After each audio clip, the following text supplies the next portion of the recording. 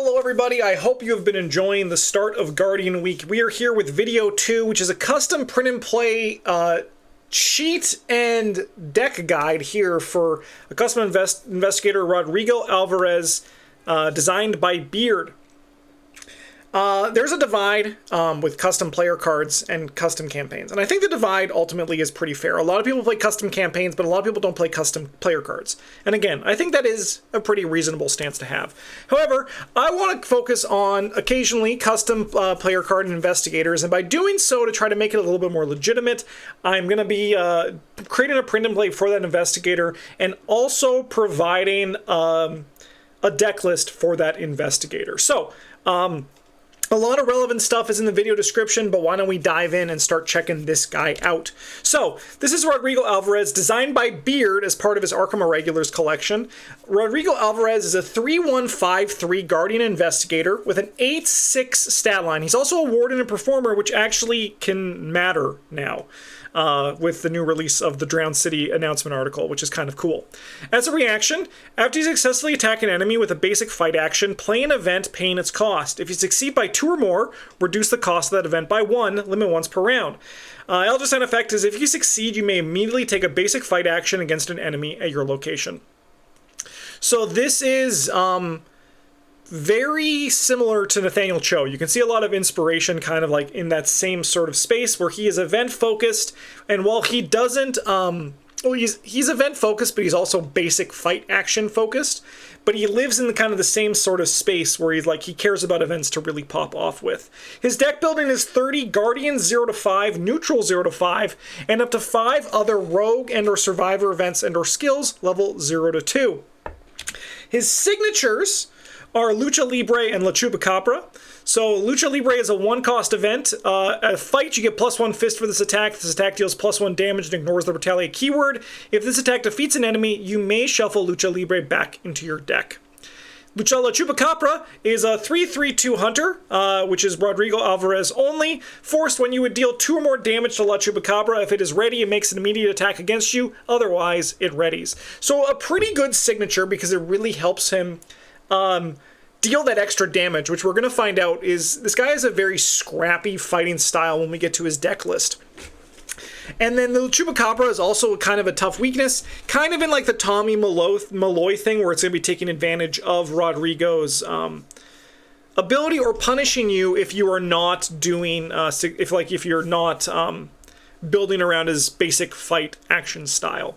So, as you can see, we have Neutral, 5 other Guardian or Rogues, level 0 to 2, events or skills only. 5 other, Survivor or Rogue events and or skills for his level 0 to 2 deck building.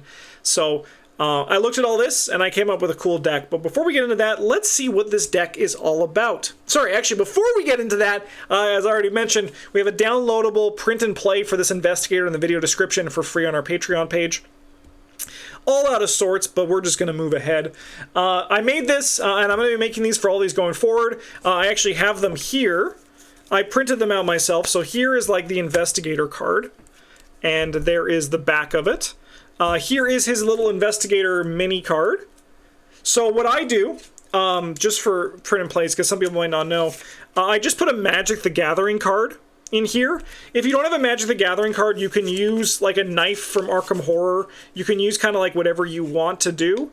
Magic cards are really easy though. You could probably go to your local game shop and ask for them in bulk. For his mini card, I just cut a Magic the Gathering card in half. Sorry, Maritime Guard, but unfortunately your time has come. And it works really well for this. For his signature stuff, these are actually really easy. I did include the back of the cards, but I just put them in regular sleeves, again with a magic card behind them, and then they can just shuffle up into your deck, no problem. Again, you can also use like your extra copies of Knives if you have the revised core, but I use magic cards because I have them in abundance. But as you can see, it works pretty good. It looks really legitimate. My wife has a laminator, so I'm also going to laminate it to make it even more sturdy. But it's really cool. I'm actually pretty excited. While Travis wouldn't want to do anything with custom investigators, I think Bryn would have some fun with it. So I think Bryn and I might do a custom investigator stuff down the road. I think that could be a pretty good time. Okay, let's keep this show going and now actually start talking about this deck.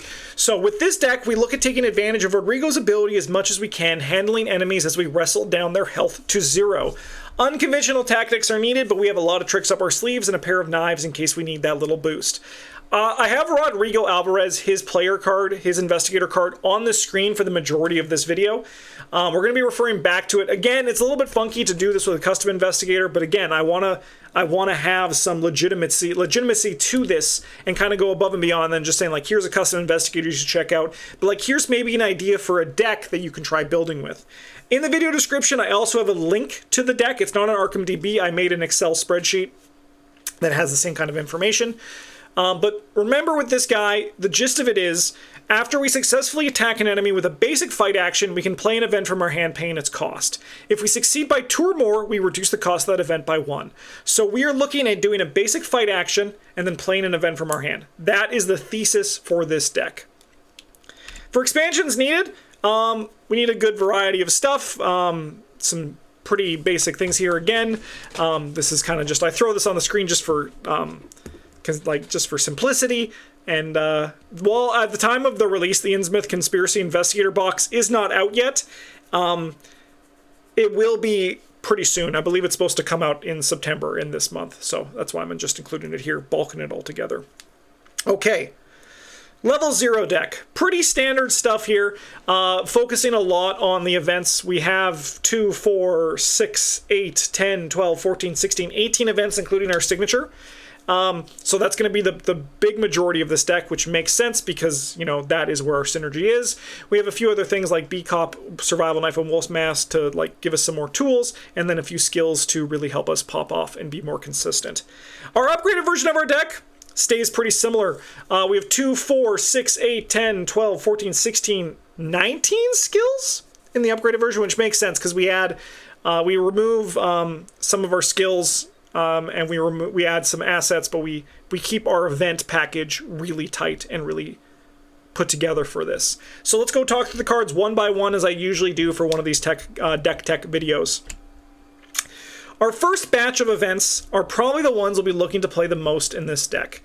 Cheap Shot was a discovery in Rodrigo's card pool that made the whole deck click for me. Because remember, he can play up to 5, level 0 to 2, rogue or survivor events or skills. So Cheap Shot is a level 2 rogue card, so we can play him. But this was the one that really just made it pop, because this guy asks for a very weird sort of play style where it's all about basic actions and you have to find your value through your event cards after your basic fight actions. And Cheap Shot was the one that, like I said, really just made the whole thing click. So you fight and add your foot value, so you're going to be attacking at 8. If you succeed by 1 or more, you automatically evade the attacked enemy. If you succeed by 3 or more, you get to return Cheap Shot to your hand at the end of your turn. My theory was that because this investigator asks you to succeed by 2 on all your basic fight actions, succeeding by 3 isn't that much of a bump to hit, especially when we're going to be getting +3 from our foot with Cheap Shot.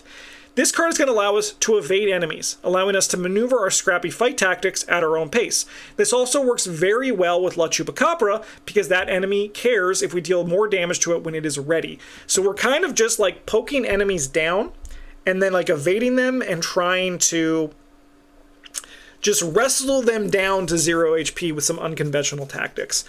Sweeping Kick is also here for a similar thing, but it also hits for 2 damage, 3 damage if we hit it from our basic fight action. We have weapons in this deck, which I will get to on that slide, but the majority of our combat is designed to be basic fight actions and then incremental advantage with our events that we can play from our basic fight actions. Lastly, on this one, we have Fang of Tirthra. This is our boss killer. We want to save this for the big enemy to get the final fight going with running start, or to kill a big enemy that might just show up later. And while this guy can get advantage out of his ability, sometimes you might just need to play a Fang of Tirthra or a Sweeping Kick to get things started first, and then use other events that we have to get some more value. Let's continue our event train going with some more kill spells that are just like more higher damage potential to help us beat the weirdness of using basic fight actions as our main mechanic. So first we have Rheostrad and 1-2 Punch. They exist in our deck to further enhance our damage potential. Rodrigo struggles drawing too many enemies and getting overwhelmed. His damage output is weird, and to best capitalize on his ability, you want to trigger his ability at least once per round. And having good, cheap events to enable that is huge. So Rheostrat costs 0, so it's really easy to play. 1-2 punch costing 1 is also pretty sick. I did, however, put Rheostrat in as one of, because of the deck building, we can only have 5 of our splash cards, but also the curses could potentially stink up our game plan. However, 1-2 punch is an easy 2 of. That card will sing in this deck, allowing Rodrigo to manage 4 health enemies, because it deals 3 and our ability deals 1. So there's the 4 to make that awkward thing that can exist here. Clean Them Out is our first of our utility fight events. And by say utility in quotes here because it also kills things. But it is here is mostly an economy card, but it is kind of nice. So you fight a basic enemy, you fight an enemy with a basic attack, you succeed, you then get to play an event, you play Clean Them Out, you kill a 2 health enemy for 1 action, you gain 2 resources. It's kind of like what Nat Cho is doing, but just a little bit trickier, which is good because Nat Cho exists and this custom investigator right now doesn't have a translation in the actual main game. So I think that's why showcasing some, I think, really tight custom investigators is something I'm looking forward to on the channel, and also making print and plays for you guys to play with as well. All right. Continue with our utility, we have Interrogate. With this card's taboo, Interrogate doesn't care who you interrogate anymore. We can use this with Rodrigo's ability to trigger some additional clue gain in the midst of our wrestling match with a ghoul. While I think that this card is more cute than it is good, I think this is a nice showcase for the unique synergy that can exist for Rodrigo. So I thought this one was kind of fun, right? So this one is after you perform a basic fight action against an enemy, you can then interrogate that enemy and discover a clue. It costs 1. If you do succeed by 2 or more. As our deck is, you'll see, we have some big boosts to help us get there. I think that this is a nice little trick that can exist here for Rodrigo. Definitely, if you want, as always I say in these videos, these are kind of just a template for you to follow. Change it up if you do be inspired by the print and play to actually play this investigator. I'd love to know if you do, if you have any ideas. Let me know in the YouTube comments, because I would really love to hear thoughts on this guy. And I think I put Interrogate here as kind of more cute than good, but I do enjoy how cute it is. Our last event here is Toe to Toe. While we don't have much soak in our deck with an asterisk, we want to be on the pickier side for who we are going to go toe to toe with. Still, it's a very powerful 0-cost event that allows us to dish extra damage, and it'll be great for Rodrigo because it can easily get over that 3 health enemy bump with his ability. Our only soak is B-Cop 2. So if you do want more soak or healing in your deck, adjust as needed, because I kind of fly a bit too close to the sun because my wings of wax have not melted yet. All right, let's keep this one going with our skills. Our skills are here to push damage and enhance our game plan. Brute Force is notably a perfect card for Rodrigo. Like, it's actually perfect. It allows him to deal 3 damage and triggers ability all in one cheap package. Of course, you do need to succeed by 2 to do both of those things, but having a card that cares about a basic fight action and succeeding by 2 is like a reason why it's like so good for him. This is a card that is like, if this was an official investigator, we would call it a secondary signature, right? It also helps that Brute Force is also just like really good. Because like the main downside you'll find with Brute Force is that you'll sometimes kill the enemy and have no one left to interrogate afterwards. So you'll have to play another event. Or alternatively is a really good package for dealing with big boss enemies. We also have Vicious Blow. It's the usual Old Reliable, as it won Old Reliable in yesterday's yearbook video, and it's no exception here. Bringing an axe into a wrestling ring is an unconventional strategy, but, you know, it works here. It works for our boy, Rodrigo. Keeping this going, we have cards that are going to exist to help us get more consistency in hitting the cost reduction on Rodrigo's ability. So while the free play works very well, that reduced cost means we can loop cheap shot every turn, which is huge. So like the cheap shot 2, it comes back into our hand if you succeed by 3. But we need to also just like be aware that we want to consistently succeed by 2 and 3 to make sure that happens. B-Cop 2 has the added bonus of paying for damage, which is nice for the weird attack pattern that Rodrigo can have. Again, like that's kind of like going to be his issue of doing the song and dance and not running out of resources. You could just play boxing gloves here. You could.